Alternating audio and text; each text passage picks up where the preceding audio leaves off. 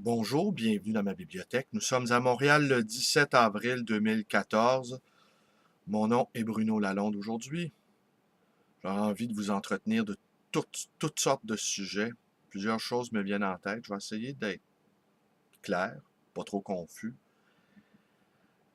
Trois sujets que je voudrais aborder avec vous. À quel moment devenons-nous un écrivain québécois?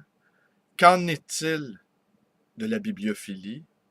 Et à partir d'un commentaire d'une réflexion de Walter Benjamin qui disait que les objets culturels manufacturés perdaient de leur âme, perdaient de leur lustre, perdaient de leur pouvoir d'évocation.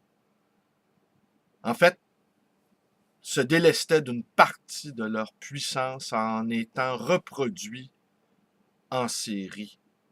C'est l'une des raisons pour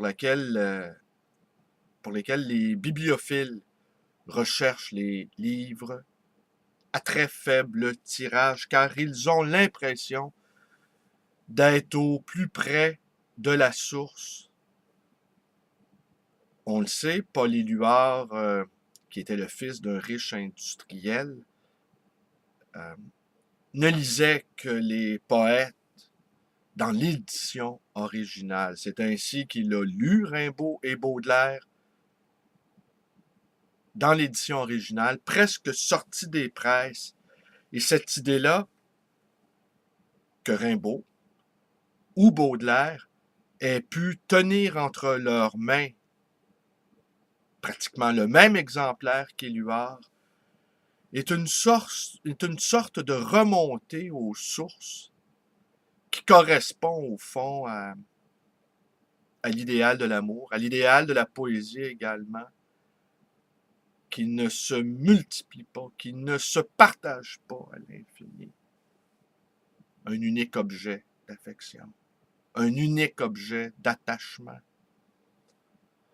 Alors, on va en profiter, je vais vous montrer tout de suite quelque chose. Ça fait longtemps, me semble-t-il, que je ne vous ai pas montré un objet appartenant justement à ma bibliothèque. Cette espèce de bibliothèque de fou, hein, faite avec passion, qui ne cesse de s'enrichir, qui ne cesse de permuter. Alors c'est quoi? C'est La marche à l'amour. Alors, publié aux éditions Erta, avec tiré à 60 exemplaires, avec des eaux fortes, 5 eaux fortes, de Léon Bellefleur. Alors, je vous montre ça. Désolé. Peut-être que je vais vous lire un poème après cela. Vous voyez, je pense qu'on voit bien. La marche à l'amour. Je vais vous montrer l'une des eaux fortes. Évidemment, c'est un livre manipulé avec soin. Normalement, on utilise des gants de coton blanc afin de ne pas laisser de traces sur le papier. Mais je viens de me laver les mains.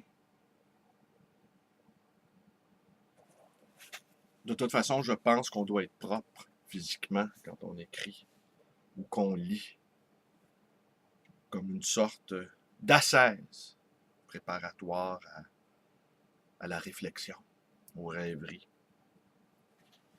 Alors, je vous la remonte, vous voyez. Alors, c'est donc tiré à 60 exemplaires, ce qui, en termes de bibliophilie, en fait un objet rare. En bas de 100, on commence à être sérieux. Et mon exemplaire, alors ça a été publié le 30 septembre 1977 à Montréal, et évidemment, c'est signé par Léon Bellefleur et Gaston Miron. Et mon exemplaire est le numéro 22. 22, v'là les poulets. Ouais. Alors donc, objet unique, presque unique. C'est important de s'entourer d'objets uniques. C'est important de s'entourer d'objets, je dirais d'objets magiques qui nous permettent d'augmenter nos forces vitales. C'est important de s'entourer de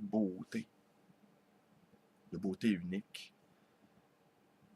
Et avant de vous lire un passage de la Marche à l'amour de Gaston Miron, je ne cesse d'être tenté par le geste symbolique de Pierre-Carl Péladeau. Et à mon avis, on n'a pas fini de...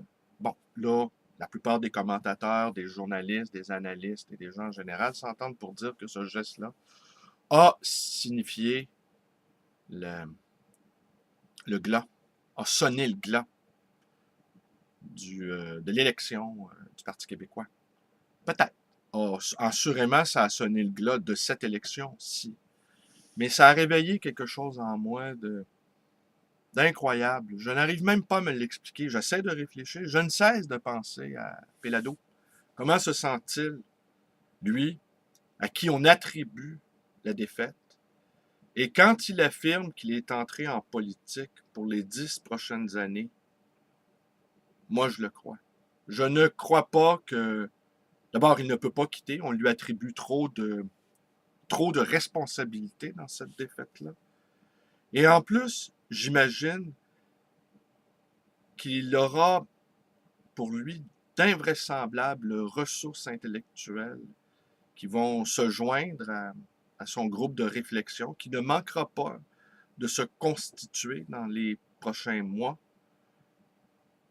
Et il devra s'entourer de toutes sortes de gens, pas juste des stratèges, des écrivains, des penseurs, des philosophes. Et peut-être même devra-t-il avoir quelques poètes au sein de son équipe pour réfléchir quant à la suite des événements.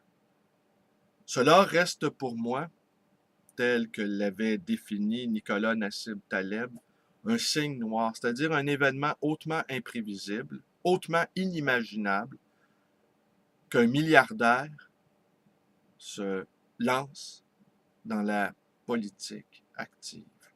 La plupart du temps, il se contente d'acheter des politiciens. On l'a vu avec Jean Charest. Mais jamais ils ne se salissent les mains eux-mêmes. Jamais ils ne font du porte-à-porte et embrassent des bébés, des goulinants de mort, ou serrent des mains poisseuses dans des centres d'achat achalandés. Alors, je ne cesse de penser à lui. J'aimerais bien savoir ce qu'il pense. Et voilà. Et son geste reste un geste libérateur, un geste symbolique, mais parfois il suffit d'un seul geste, d'une seule parole pour changer la vie, pour changer notre propre vie. Une déclaration d'amour. On se lève d'un emploi qu'on n'aime pas, d'une maison qu'on n'a plus envie d'habiter. Il suffit parfois d'un seul geste pour tout changer dans notre vie. Eh bien, ce geste-là a entraîné chez moi une sorte de regain de vitalité, d'espérance. Et d'espoir, d'espérance, oui, dis-je, malgré la défaite. Alors, je vous lis un petit passage, je quitte là-dessus, avec un petit passage. Un tout petit passage de la Marche à l'amour de Gaston Miron. Et j'ai l'intime conviction, j'ai presque l'absolue certitude que Miron, le père spirituel, au fond, de Pierre-Carl Péladeau, aurait été ému jusqu'au fond de ses entrailles entrailles, on est jeudi 5, par ce geste libérateur, d'une grande portée symbolique dont on n'a pas encore fini de recueillir tous les effets. Mais que tu m'aimes, et si tu m'aimes, s'exhalera le froid natal de mes poumons. Le sang tournera au grand cirque. Je sais que tout amour sera retourné comme un jardin détruit. Qu'importe, je serai toujours, si je suis seul, cet homme de lisière à bramer ton nom. Éperdument malheureux parmi les pluies de trèfle, mon amour haut, ma plainte, de merle-chat dans la nuit buissonneuse, eau, fou, feu, froid, de la neige, beau sexe léger au manège, mon amour d'éclair lapidé, morte dans le froid des plus lointaines flammes. Alors je vous quitte sur cette marche à l'amour qui se poursuit, n'est-ce pas? N'est-ce pas Héraclite qui disait le chemin qui monte et le chemin qui descend? Et le même. Et voilà. Merci, bonne journée. Vous connaissez la suite. Page Facebook, librairie d'occasion d'ancien, les voyageurs, ma chaîne, puis le numéro de téléphone de ma librairie 514-736-0999. Portez-vous bien. Portez-vous bien et portez-vous loin sur le chemin de l'amour.